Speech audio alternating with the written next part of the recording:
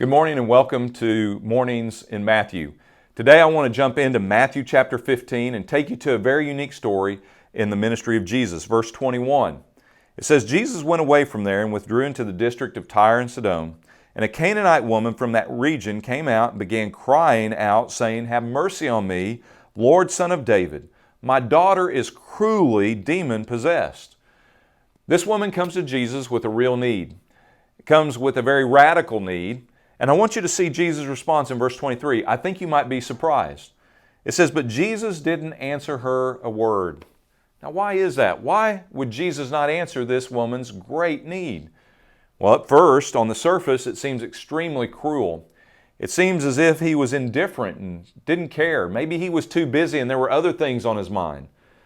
Why did Jesus not answer this woman in her time of greatest need? And perhaps that's a question you're asking God right now in your life. Maybe you have a great need and you feel like God's being silent. Well, it goes on to give us more information. Verse 23, Jesus didn't answer a word, and his disciples came and implored him, saying, "Send her away. She keeps shouting out at us. She's a nuisance. Just send her away." Well, I think Jesus was silent in this moment, not so much because he was indifferent to her need. I know that wasn't the case. But I think he also saw the need of his disciples' cold-blooded hearts.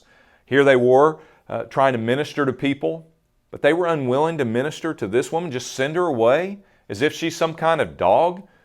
I think Jesus was as concerned about their hearts as he was her heart. As we go on, we see he didn't answer her a word, and as his disciples are saying, just send her away, there's this long silence. Verse 24. But he answered and said, "I was sent only to the lost sheep of the house of Israel."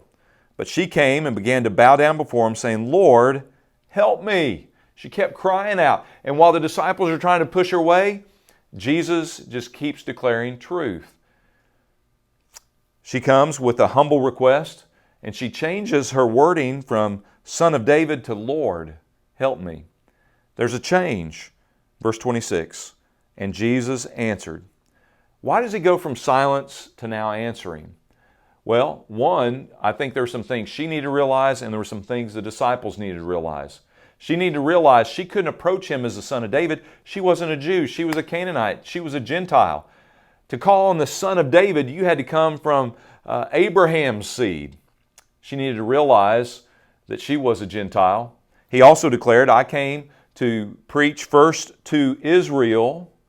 That's declaring to the heart of the disciples.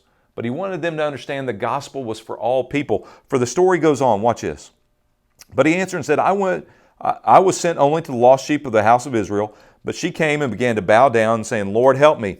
He answered and said, "Is it not good? It's not good to take children's bread and throw it to the dogs." A lot of people have seen this as a cruel response. He called her a dog. She's no better than some little dog. And that's not what Jesus was saying. The word that the Jews would use for Canaanites was this Greek word for dog, which meant wild beast. It was a derogatory, racist word.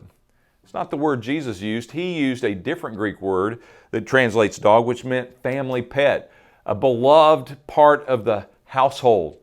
And what he was trying to show his disciples is this woman was just as valuable as all of them and all of Israel. That she was also a part of the household. Although it looks cruel at first, it was actually Jesus speaking in and showing the value of this woman. Well, the story goes on. She said, "But yes, Lord, I agree. But even the dogs feed on the crumbs which fall from the master's table." And Jesus said to her, "Woman, your faith is great. It shall be done for you as you wish." And he healed her daughter. So we finalize this little devotion. We see that sometimes God is silent for a period of time, but he does not remain silent. Trust God's will and trust God's timing. And while he may be seemingly silent, he's still at work, he still loves you, and he will answer. 4 things from this woman's life that Matthew highlights that we need to see, that I hope you'll walk away with today. Number 1, she was a humble person. She bowed before the Lord. She didn't come in demanding that Jesus meet that need and come in equal terms. She bowed before him. She humbled herself and allowed him to be Lord. The second thing is she acknowledged her need. Every day we wake up, we have a need. That's why Jesus even taught us to pray for our daily bread, acknowledging today, Lord, I have fresh needs, and Lord, only you can meet them. The third thing I see in her life is she was persistent.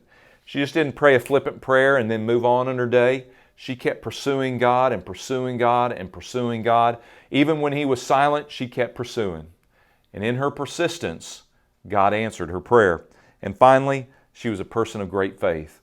I hope as you continue each day, recognize your need, start in a chapter a day in Matthew all through this month, and continue to acknowledge, Lord, I need You. And Lord, increase my faith this day. Be blessed as you continue your mornings in Matthew.